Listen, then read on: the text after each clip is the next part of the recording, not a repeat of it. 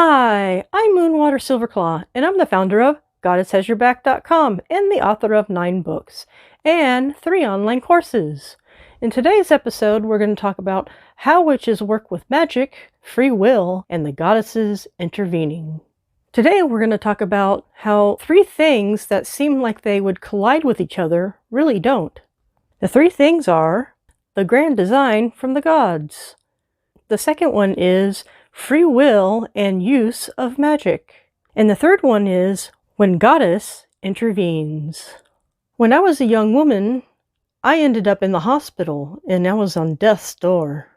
What made it even worse is that for 30 days, they tried to cure me with medications, but they took away the medication for my depression symptoms. I was in absolute agony, and my sweetheart was stuck at home because he got into a car accident. I missed my sweetheart terribly, and I'm grateful that my father stayed with me much of the time. With my regular medications gone, I found the other medications that they tried on me were not working at all for my depression symptoms.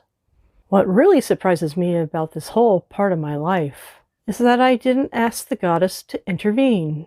Instead, I just accepted that I was either going to die or not. In the years since that time, I've thought about the grand design from the gods, free will and use of magic, and when the goddess intervenes. I have 3 insights for you. The first one is observe the classroom. When we incarnate onto this earth, we enter a classroom. We do have choices. It's like being in a class where the teacher lets you ask questions, and then she modifies the sequence in which she teaches the lessons. So we have free will to ask the questions. The classroom is where we learn and is where we grow. We make mistakes and we learn from them. Sometimes we don't learn the lessons, and so the opportunity to learn is repeated. Although at the time, we don't look at it as an opportunity. It's called troubles and problems. And this leads us to our second insight: appropriately use magic. So here's where free will comes in. You could do a spell or ritual to make yourself stronger or make yourself more receptive to the lessons. It's inappropriate to do a spell without someone's knowledge and without their permission. This is how we are careful with how we use our free will and magic. Now, when I think of the grand design from the gods, I sort of look at it like playing a board game. For example, the game Battleship. You get to make choices. You may say E5 or B7, but you don't say, now an avatar spaceship lands and blows up your opponent's ship. So there's free will and there is a grand design. And now our third insight. Choose when to ask the goddess to intervene. As I mentioned years ago, I didn't ask the goddess to intervene. I also didn't ask the goddess to reveal the grand design. I didn't ask, is it time for me to die now? I also didn't ask the goddess to release me from this agony of the depression symptoms.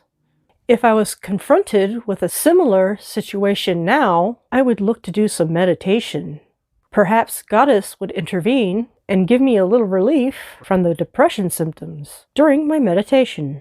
I might also ask the goddess to support me, to have restful sleep. Here's a prayer that you can use to support your sleep. Lovely lady, guide me to sleep tonight. Give me rest, for I am safe and whole in this moment. I rest in your arms.